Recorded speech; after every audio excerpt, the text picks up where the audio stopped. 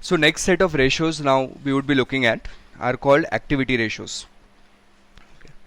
So before we jump on to these ratios, we'll have to build certain background for understanding purpose.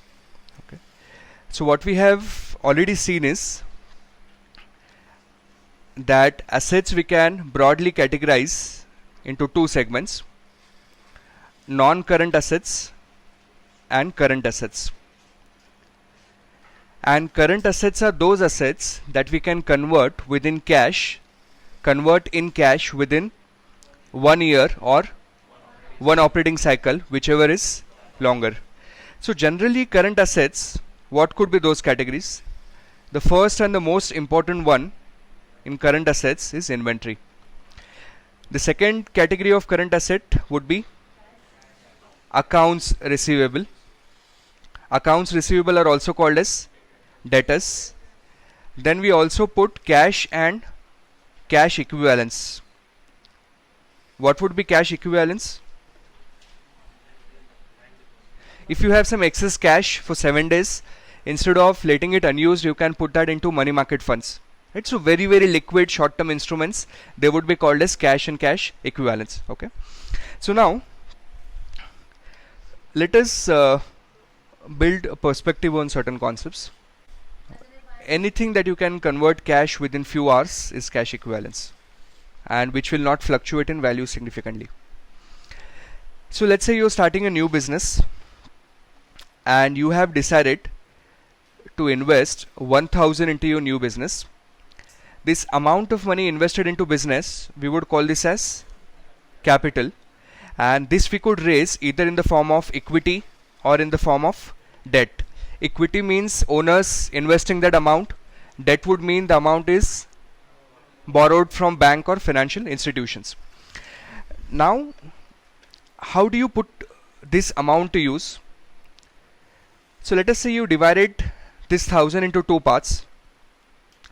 The first 700 you decided to purchase a piece of land, maybe construct a building, and then set up your factory with all the machineries. Okay, so that 700 was invested into having your setup ready. That 300 you decided to keep it in cash. Okay. Now my question to you is, why do we need to have that 300 in cash? To take care of day-to-day expenses. Right? So then that 700 we would say is an investment into fixed capital or fixed assets, whereas this 300 is an investment into working capital. So that amount of money that you've kept separately so that you can do or operate on a day-to-day basis, that amount we would call as working capital. Now what are we going to do with this working capital? So let us say out of 300, so we have 300 cash right now. So out of this 300 we decided to purchase inventory of 100. The moment you do that, your cash is how much? Cash is 200, inventory is 100. We will say your working capital is still 300, but it is divided into two parts: 200 into cash and 100 into inventory. Now let us say you converted your inventory into finished goods and you sold some amount of it. So now you are left with inventory of only 50, and you have another 50 worth accounts receivable. That inventory was converted into finished goods, it was sold to the customers, and now we are supposed to receive 50 from them. Now we will say that your working capital is still 300, but it is divided into three parts: some part in cash, some part in inventory, and some part in accounts receivable. So can I then say that working capital is equal to, just a minute, working capital is equal to cash plus inventory plus accounts receivable? Are we on agreement here? Now see what happens. Don't write for a minute, be focused here. Let us say next day you come across a vendor who supplies raw material, and he has agreed that he will give you raw material worth 100 or inventory worth 100 on credit. Okay. Now let's take total of this side. How much would that be? 200 plus 150 plus 50, what is the total? 400. So can I now say my working capital investment is 400? Did I invest 400 into working capital? No. How much did you invest? 300. But your total of assets on this side is how much? 400. But out of that 400, this 100 is not your investment. This is invested by your accounts payable, isn't it? The one who gave you inventory on credit.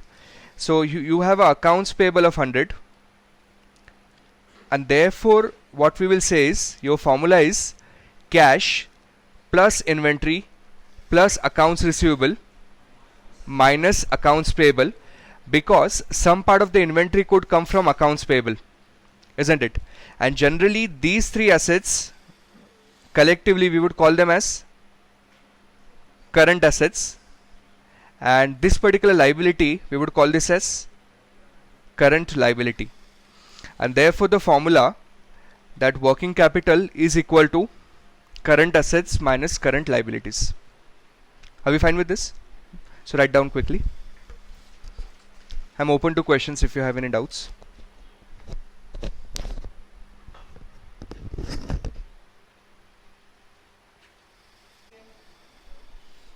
Okay, keep that on hold.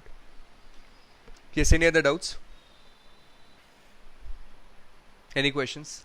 Okay, so let me answer the first one. What if there is a short-term loan? Okay, so let's say you go to a bank, and typically we'll call this as working capital funding. Okay, so let's say you have taken a short-term loan of 150. Now the moment you take a short-term loan, your cash balance will increase, correct? So, and short-term loan is nothing but a part of current liability. So this accounts payable and short-term loan, both of these are considered as current liabilities. So the effect would be same. It will increase your current assets, it will increase your current liability, therefore your working capital will remain intact. Okay. Second question he asked, he said, what did you say? Can you come back please?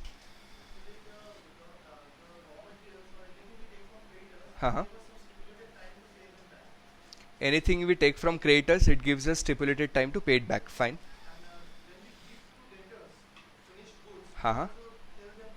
Correct. Yes. Yes, it cannot be the same. It's absolutely spot on. Wonderful. What he said is, let's say that when you buy goods from raw material suppliers, so to give you a practical example, if you go to Dharavi in Mumbai, those people, Dharavi is turning out to be a really large market for a lot of luxury brands where they are manufacturing their leather goods, so leather bags, leather shoes, because there are a lot of workers who produce that handmade type of material. So let us say that there is a leather shoe supplier. He is buying the goods from those Dharavi craftsmen, and he is taking a credit of 2 months. And in turn he is selling those goods to different distributors or different retail brands. So the idea is that if you need to make payment within 2 months to your suppliers, ideally you should give credit of about 1.5 months, right? So 1.5 months time your customers will pay you back, you take that money and you give that to the supplier, and you keep on rotating cycle. Now what if temporary there is a hitch where one of your customer is not paying?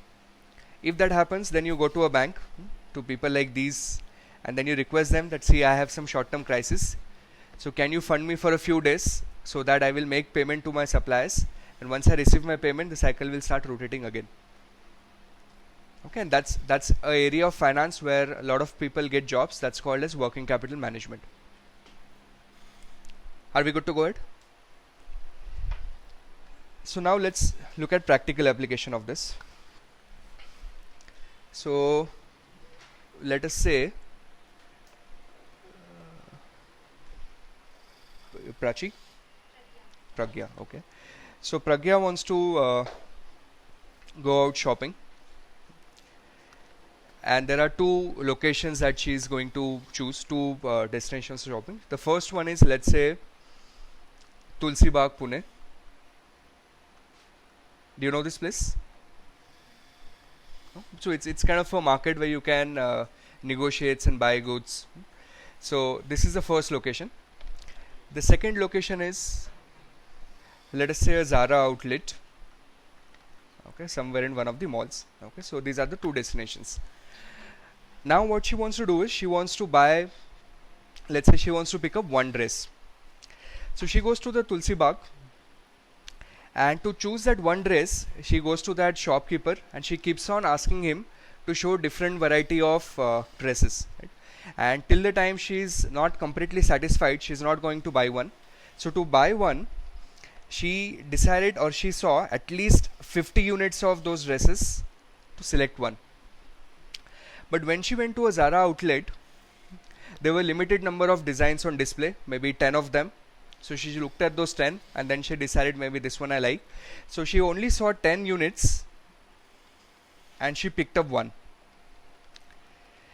Now see, this is an intangible benefit of being a brand, right? So of course we know that larger benefits is people will trust you, they will buy, they will pay you higher price, but one of the higher amount, but one of the intangible benefit is that when you're a big brand, especially in retail segment, you're not required to have a large amount of inventory on shelf.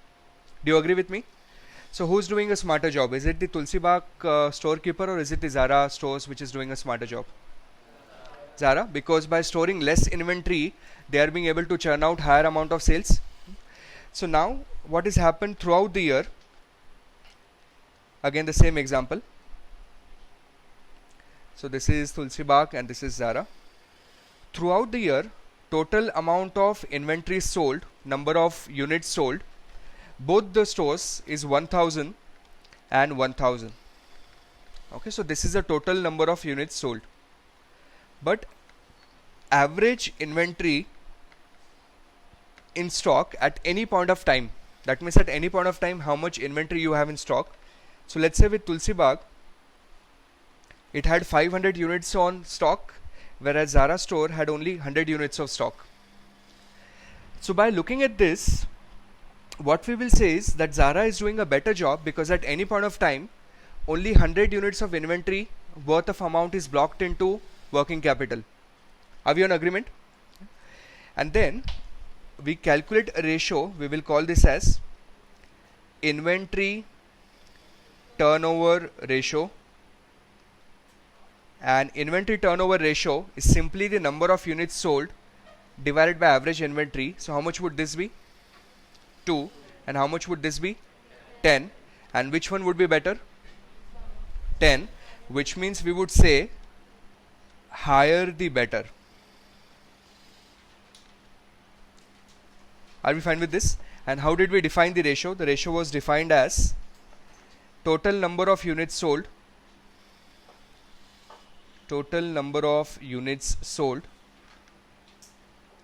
divided by average units of inventory in stock.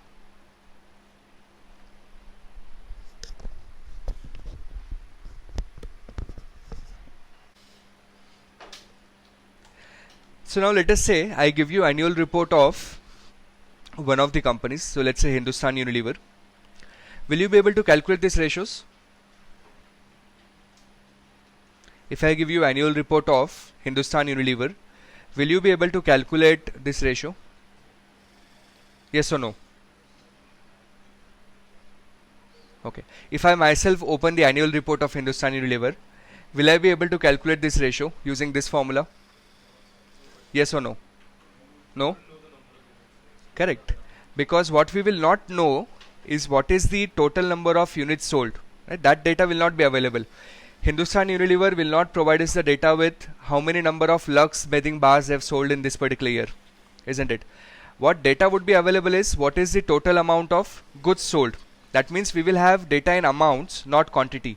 So we need to convert this ratio into amounts. Right? So one way of doing it is, what we can do is, we can say multiplied with, okay, so don't write now. In the numerator, sales price per unit, and in the denominator, cost price per unit. Is it fine? Is it fine? Yes or no? No. because you're multiplying a ratio with different value in the numerator and different value in the denominator, ratio will change. So to keep the ratio same, your numerator and denominator has to be same, which means we will multiply this also with cost price per unit. I'm trying to derive the formula for you so you understand the intuition. So when you say number of units sold into cost price per unit, what is this value? Yes, this is nothing but COGS. So number of units sold into cost price per unit is COGS, and average units in stock into cost price per unit is nothing but average inventory on the balance sheet. And this is your formula in amount. If I had kept this total quantity into price, then what would have been the numerator? Numerator would have become total sales, right? Quantity sold into price per unit.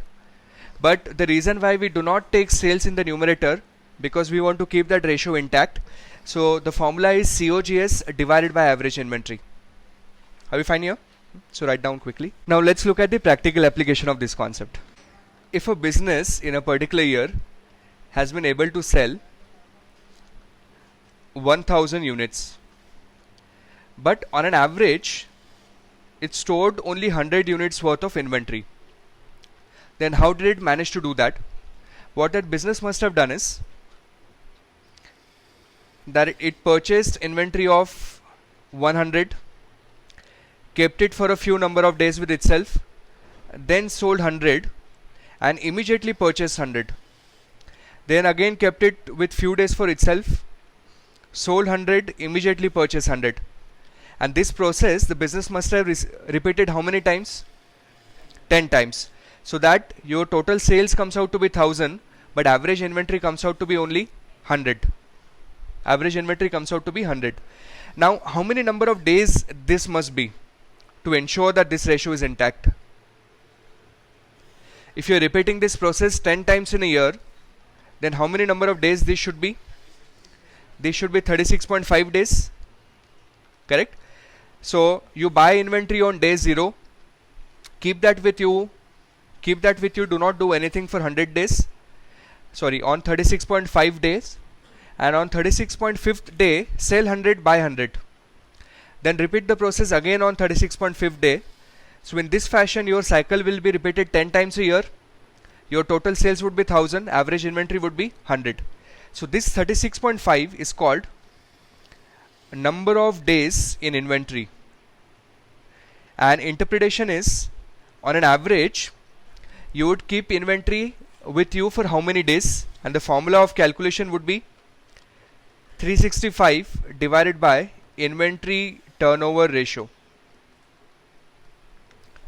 Are we fine with this? So write down quickly. Number of days in inventory is equal to 365 divided by inventory turnover ratio.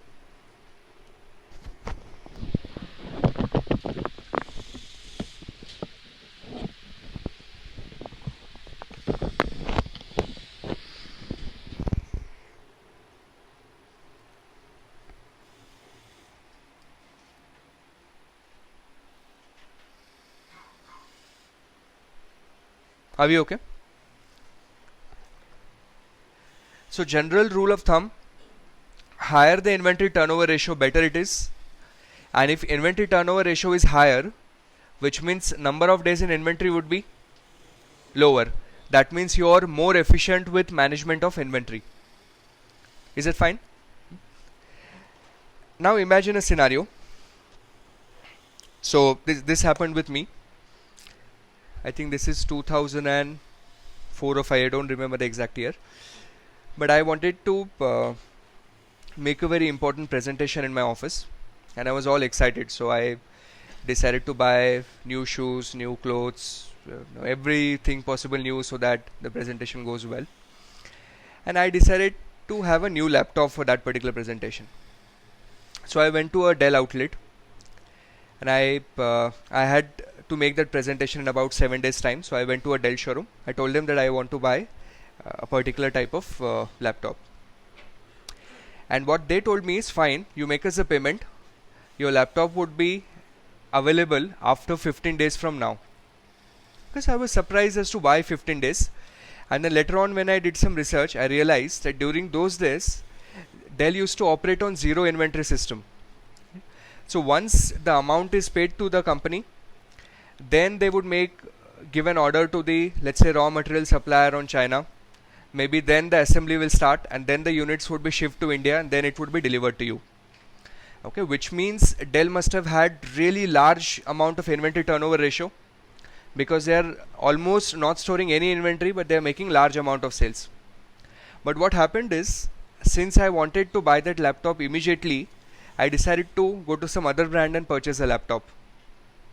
Which means higher the inventory turnover ratio, better it is, but not at the cost of losing sales. If you have kids, you would experience this in Pune markets. Typically the school uniform season, okay, so maybe not applicable to most of you, but school uniform season is which months when you would want to buy uniforms for the school? This is July and August, right? Now I know certain shops in Pune where you go to them at any point of the year, throughout the year, and you would see that they have large amount of inventory available for those school uniforms. Now the business model is, they know that a lot of other stores will not store inventory post the season gets over. And there are always some 10% of the people, for some reason they would want to buy uniforms in the month of October, November, December. So then you go to those shops and then they make substantially higher amount of sales because they're storing inventory. So the idea is that these stores will have lesser inventory turnover ratio because they're storing large inventory, but their sales would be higher. And that's where the job of an analyst or you and I come in, where we have to optimize those ratios for the company. You have to optimize that ratio in such a way that inventory turnover ratio is highest, but you're still not losing on any of the sales opportunity. Are we fine with this?